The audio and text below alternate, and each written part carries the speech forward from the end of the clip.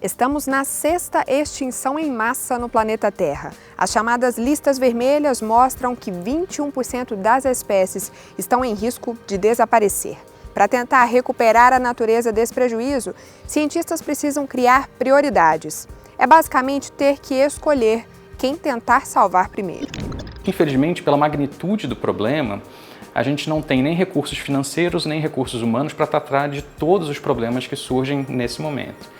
Então, o que a ciência da conservação tem feito é um processo de priorização, muito similar ao que acontece na emergência de um hospital. Então, os enfermeiros e os médicos, eles conhecem, né, a saúde da pessoa, a anatomia, tudo para identificar quais são os casos mais urgentes e que, se não forem tratados rápido, pode levar o paciente ao óbito, e aqueles que podem esperar mais um pouco.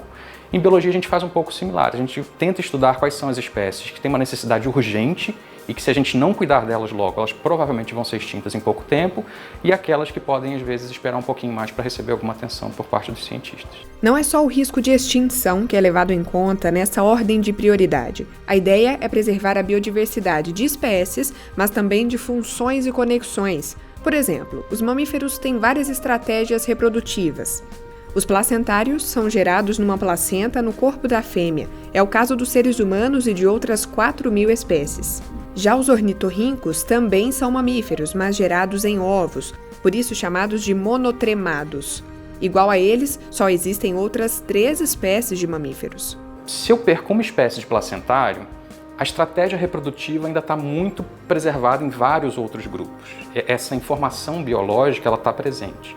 Se eu perco o ornitorrinco, eu posso perder toda uma linhagem de estratégia reprodutiva dentro de mamíferos. Eu não vou ter mais a possibilidade de mamíferos se reproduzirem através, né, de ovos, por exemplo. E nessa história, até o pequi pode correr risco. O queridinho de muitos pratos, principalmente em Goiás, não está em extinção. O problema é que um certo morcego pode ficar em perigo. A Leucophila dekeyseri, o nome científico do morcego, é o polinizador do pequi. E é uma espécie que está começando a ficar com populações bastante reduzidas e potencialmente ameaçada de extinção. Então, por exemplo, a produção de pequi, como essa espécie é o principal polinizador do pequi, a produção de pequi, se essas populações diminuírem muito, também podem começar a sofrer com isso no futuro. O morcego está na lista de prioridade feita por pesquisadores da UFG, incluindo o professor Daniel, que mostra quais mamíferos precisam ser foco dos trabalhos de conservação nos próximos anos.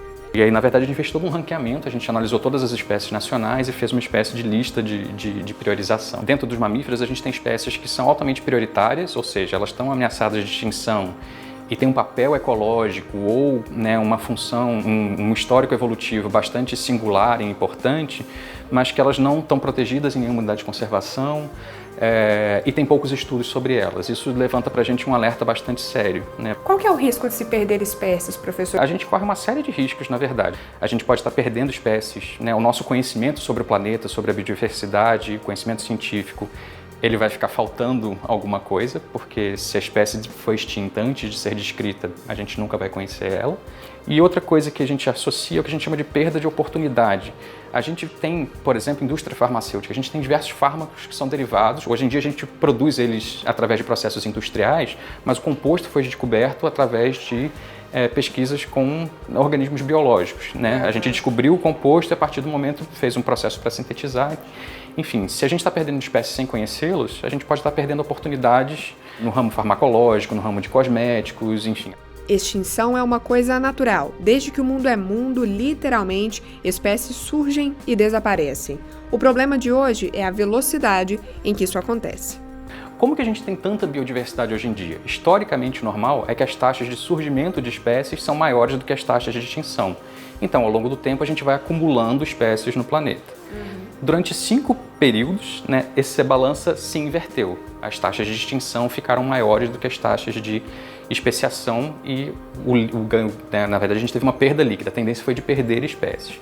A última grande extinção em massa, a mais famosa, que a maior parte das pessoas conhece, é a do final do Cretáceo, que extinguiu os dinossauros. A ciência já tem há uns 2 anos publicado trabalhos que comprovam de que a gente já está no 6º evento de extinção em massa, e a diferença deles para os anteriores é que é causado principalmente pela ação humana. Mas nessas outras 5 extinções em massa que ocorreram anteriormente, a vida não desapareceu, mas como ela se reorganizou depois, foi de uma maneira muito diferente do que estava antes. Então nós, como espécie, a gente já sabe quais são as consequências de um processo de extinção em massa. Provavelmente a gente vai ter, né, uma perda muito grande de espécies, uma perda muito grande de serviços ecossistêmicos, como por exemplo, a gente está tendo problemas de água atualmente no Rio de Janeiro, né, problemas de enchente, enfim, todas essas coisas estão conectadas, né? E ao perder espécies, isso começa a gerar consequências também para a qualidade de vida da nossa espécie no planeta. Ainda dá tempo de reverter. A gente está nos 45, já está nos acréscimos do segundo tempo, mas a gente pode reverter, talvez não, mas a gente pode minimizar os impactos do que está vindo por aí. Basicamente conservando. Basicamente conservando. E para conservar a gente precisa estudar. Isso aí.